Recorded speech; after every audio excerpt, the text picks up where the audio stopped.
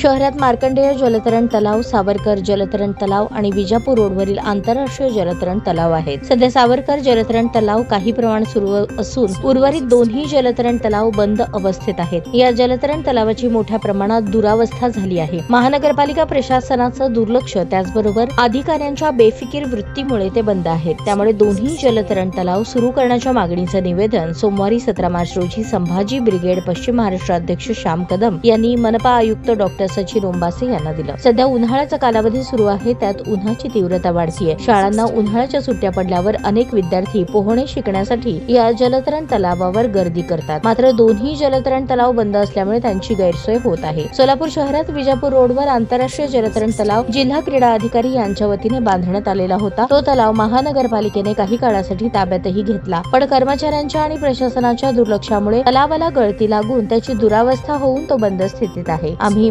महानगरपालिकेकडे वर्ग करताना सुस्थितीत जलतरण तलाव हस्तांतरित केला होता। जर महानगरपालिकेला तो चालवणे होत नसेल तर आम्ही दिलेल्या सुस्थितीत तलाव आमच्याकडे वर्ग करावा, तरच आम्ही तो जलतरण तलाव सुरू करू अशी जिल्हा क्रीडा अधिकारी यांची भूमिका असल्याने त्यांच्याशी संपर्क साधल्यावर पुढे आलं। महानगरपालिकेचे अधिकारी आम्ही जिल्हा क्रीडा अधिकारी यांच्याकडे तो जलतरण तलाव वर्ग केला असं सांगितलंय। उभयंतांच्या चालढकलीत सर्वसामान्य जनतेचे मात्र नुकसान होत आहे। त्यामुळे जलतरण तलाव तात्काळ सुरू करण्यात यावा, या आग्रही मागणीसाठी संभाजी ब्रिगेड स्टाईलने आंदोलन करण्यात येईल असा इशारा मनपा आयुक्त डॉक्टर सचिन ओंबासे यांना निवेदनात देण्यात आला आहे।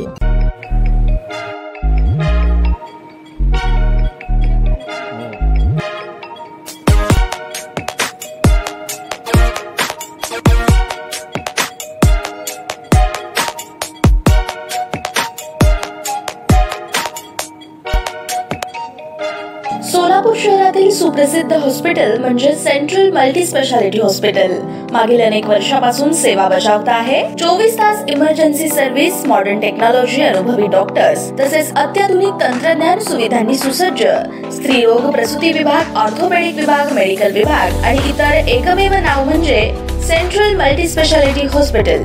पत्ता गणेशपेठ शॉपिंग सेंटर, मंगळवार बाजार, सोलापूर। ताज्या बातम्या पाहण्यासाठी प्राईम महाराष्ट्र न्यूज चॅनलला सबस्क्राईब करा।